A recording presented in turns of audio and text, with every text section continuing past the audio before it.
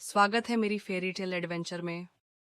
चांदी जैसी रोशनी से चमकते जुड़वां चंद्रमाओं के नीचे एक ऐसी धरती थी जहां नदियां पिघले हुए पन्नों की तरह झिलमिलाती थीं और पेड़ धीमे धीमे भूली हुई जादुई बातें फुसफुसाते थे। उसी धरती पर एक बगीचा था जिसे आज तक किसी इंसान ने नहीं देखा था। यह सपनों के पर्दे के पार छिपा था, जहां केवल सबसे छोटे और अजीबोगरीब जीव ही जाने की हिम्मत करते थे। और उस बगीचे के बीचों बीच एक चमकते हुए तरबूज के अंदर, जो किसी राजसी रथ जितना बड़ा था, एक अनोखी परी सो रही थी। उसका नाम था लूमा, तरबूज परी, और वह 100 साल बाद पहली बार जागने वाली थी। एक हल्की सी दरार के साथ तरबूज फट गया। उसका रस तारों की धूल की तरह चमकते हुए मिट्टी पर फैल गया। अंदर से एक नन्हा सा जीव बाहर निकला। उसकी बेल जैसी हरी चमकदार पंख फैलीं, गुलाबी बाल तरबूज के गूदे की तरह चमक रहे थे, और उसकी पोशाक चांदी की सबसे महीन लताओं से बुनी गई थी। उसने जम्हाई ली, अपनी सुनहरी आंखें खोलीं और अचानक चौंक गई। ओह नहीं, मैंने फिर से बहुत देर तक सो लिया। उसके चारों ओर का बगीचा पूरी तरह अस्त व्यस्त था। वो जादुई फल जिनकी रक्षा करना उसका काम था, सोने जैसे आड़ू, नीलम जैसे अंगूर और क्रिस्टल बीजों वाले चमकते तरबूज गायब थे। बस एक ही तरबूज बचा था, और वो हल्की रोशनी से चमक रहा था। लूमा ने धीरे से उसे छुआ और अंदर कुछ चमकता हुआ महसूस किया। जैसे ही उसने तरबूज खोला, उसे एक छोटी सी बर्फ की बनी चाबी मिली, जो प्राचीन जादू से झिलमिला रही थी। उसने उसे हवा में उठाया और फुसफुसाई, बर्फ की चाबी, लेकिन ये तो फ्रॉस्ट किंग का जादू है। उसने इसे यहाँ क्यों छोड़ा? उससे पहले कि वो कुछ और सोच पाती, हवा में एक तेज लहर दौड़ गई। कोहरे के बीच से एक सफेद लोमड़ी निकली, जिसकी फर चांदनी जैसी चमक रही थी और आंखें नीली आग की तरह जल रही थीं। लोमड़ी की घंटियों जैसी आवाज गूंजी, तुम्हें जल्दी करनी होगी लूमा। फ्रॉस्ट किंग ने समरकोट पर हमला कर दिया है, और तुम्हारा बगीचा उसकी योजना की बस शुरुआत थी। उसने क्रिस्टल बीज चुरा लिए हैं ताकि अपने जादू को और ताकतवर बना सके। अगर तुमने उसे नहीं रोका, तो दुनिया से हमेशा के लिए गर्मी और रोशनी गायब हो जाएगी। लूमा का दिल तेजी से धड़कने लगा। बिना क्रिस्टल बीजों के रथुओं का संतुलन बिगड़ जाएगा। अगर वो समय पर कुछ नहीं कर पाई, तो बसंत और गर्मी हमेशा के लिए खत्म हो जाएंगे और पूरी दुनिया ठंडी, बेरंग और बेजान हो जाएगी। उसने बर्फ की चाबी कसकर पकड़ी, अपनी पंख फैलाई और कहा, तो मैं उन्हें वापस चुरा लूंगी। और इसी के साथ लूमा, आखिरी तरबूज परी, आसमान में उड़ गई, उस बर्फीले महल की ओर जहां गहरे राज छिपे थे और पूरी दुनिया का भविष्य उसकी छोटी सी पंखों की नोक पर टिका था। लूमा तेजी से जादुई भूमि के ऊपर से उड़ रही थी। उसकी हरी चमकती पंखों पर चंद्रमा की रोशनी पड़ रही थी।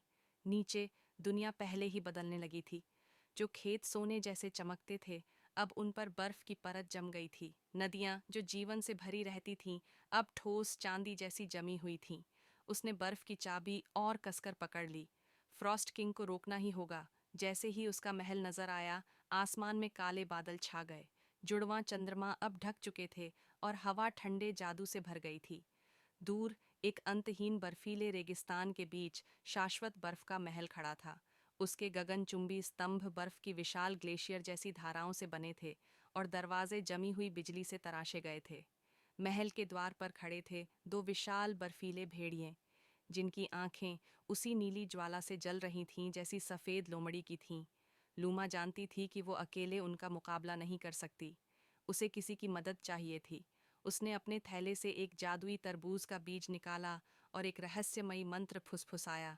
जैसे ही उसने बीज जमीन पर गिराया, वहां से घनी बेलें निकलीं और एक विशाल तरबूज राक्षस का रूप लेने लगीं।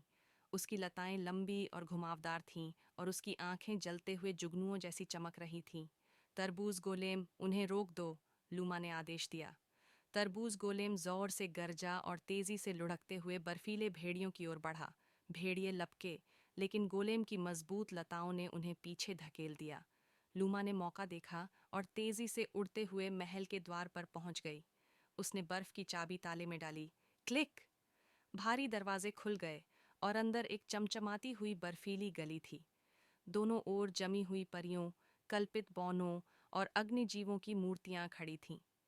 महल के अंत में एक विशाल बर्फ के टुकड़े से बने सिंहासन पर वो बैठा था। Frost king. उसका मुकुट जमी हुई तारों की चमक से बना था और उसकी पोशाक बर्फीले तूफानों से बुनी गई थी। उसकी त्वचा बर्फ जैसी सफेद थी और उसकी आंखें अनंत सर्दियों के अंधकार जितनी गहरी थीं। उसके हाथ में एक चमकता हुआ बर्फीला गोला था, जिसके अंदर घुमड़ती हुई बर्फ में लिपटे हुए चोरी किए गए क्रिस्टल बीज थे। वो हल्का सा मुस्कुराया। तो तरबूज परी ने मुझसे टकराने की हिम्मत की। लूमा ने अपनी पंख तान ली।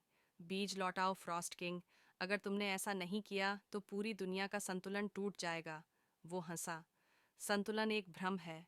दुनिया पर उसी का राज होता है जो उसे अपने हिसाब से बदल सकता है। उसने हाथ उठाया और अचानक बर्फीली भालाएं जमीन से निकलकर लूमा की ओर दौड़ पड़ीं। लूमा हवा में घूमी, बचने की कोशिश की और फिर उसे बर्फीले फर्श की दरार दिखी। अगर वो उसे तोड़ सकती तो शायद बीजों का जादू आजाद हो सकता था। उसने अपना आखिरी हथियार निकाला, सूरज की रोशनी से भरा तरबूज, और पूरी ताकत से जमीन पर दे मारा। धड़ाम! सोने जैसी रोशनी पूरे महल में फैल गई और दुनिया एक बार फिर जीवंत हो उठी। नहीं! फरोस्ट किंग चीखा, अपनी आंखों को रोशनी से बचाने की कोशिश करता हुआ। लेकिन लूमा रुकी नहीं। वह तेजी से आगे बढ़ी और हवा में तैरते क्रिस्टल बीजों को अपनी हथेलियों में पकड़ लिया। जैसे ही बीज उसकी त्वचा से स्पर्श हुए, गर्माहट पूरे संसार में फैल गई। बाहर बर्फ पिघलने लगी, फूल खिल उठे और जमी हुई नदियां फिर से बहने लगीं। फ्रॉस्ट किंग दर्द भरी चीख के साथ कांप उठा। उसका महल चरमराने लगा।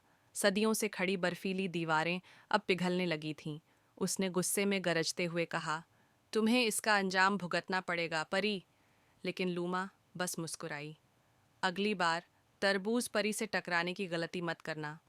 अपने आखिरी जादू की चमक के साथ वह आसमान में उड़ गई, गर्मियों के दरबार की ओर, जहां उसे हमेशा उस छोटी लेकिन निडर रक्षक के रूप में याद रखा जाएगा जिसने सर्दी के राजा को हराया था। फ्रॉस्ट किंग घुटनों पर गिर पड़ा।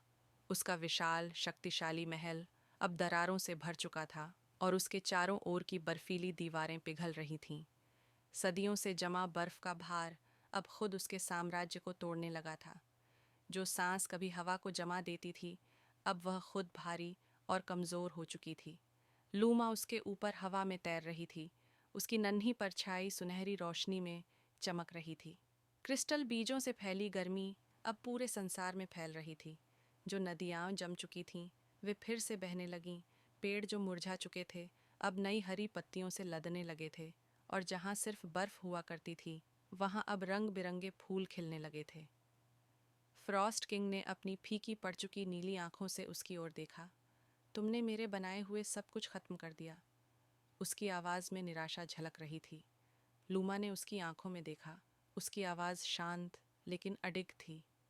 तुमने एक ऐसा साम्राज्य बनाया था जो ठंड और स्थिरता पर टिका था, उसने कहा। लेकिन दुनिया को कभी भी हमेशा के लिए जमा नहीं किया जा सकता। जीवन का संतुलन ज़रूरी है, गर्मी और ठंड, रोशनी और अंधेरा। तुमने उस संतुलन को तोड़ने की कोशिश की थी। फ्रॉस्ट किंग ने अपने हाथ कसकर भींच लिए, दूर देखते हुए, जहां उसकी जमी हुई भूमि अब हरी भरी हो रही थी। उसका साम्राज्य, उसका गौरव, सब खत्म हो रहा था। उसने धीरे से पूछा, अब मेरा क्या होगा? लूमा कुछ पल के लिए सोच में पड़ गई। फिर उसने अपने थैले से एक आखिरी जादुई तरबूज का बीज निकाला। वह उसे फ्रॉस्ट किंग की ओर बढ़ाते हुए बोली, यह तुम्हारा दूसरा मौका है। इसे रोपो, इसे बढ़ने दो और देखो कि निर्माण करना कैसा महसूस होता है, विनाश करने के बजाय। फ्रॉस्ट किंग कुछ देर तक उस छोटे से बीज को देखता रहा। वह गर्म था, जिंदा था, उसकी ठंडी नीरस दुनिया से बिल्कुल अलग। लूमा हल्के से मुस्कुराई। सर्दी की अपनी जगह होती है, लेकिन गर्मी की भी उतनी ही ज़रूरत होती है। तुम्हें हमेशा के लिए ठंड का राजा बनने की ज़रूरत नहीं है। तुम ऋतुओं के रक्षक बन सकते हो। बदलाव को अपनाओ, शायद तुम खुद भी बदल जाओगे। फिर बिना पीछे देखे लूमा ने अपने पंख फैला ली। जैसे ही सूरज की रोशनी उसके हरे पंखों से टकराई, वह आकाश में उड़ गई। गर्मी की बहार अब हर दिशा में फैल रही थी। हर पेड़, हर नदी और हर फूल को उसकी सही जगह वापस दिला रही थी। नीचे फ्रॉस्ट किंग चुपचाप खड़ा रहा। अब भी अपनी हथेली में रखे छोटे बीज को देख रहा था। उसके नीचे की बर्फ अब गीली मिट्टी में बदल चुकी थी। पहली बार अपनी ठंडी और स्थिर दुनिया में उसने कुछ नया महसूस किया, उम्मीद। माँ पापा से प्यार करने वाले बच्चे चैनल को ज़रूर सब्सक्राइब करें। धन्यवाद।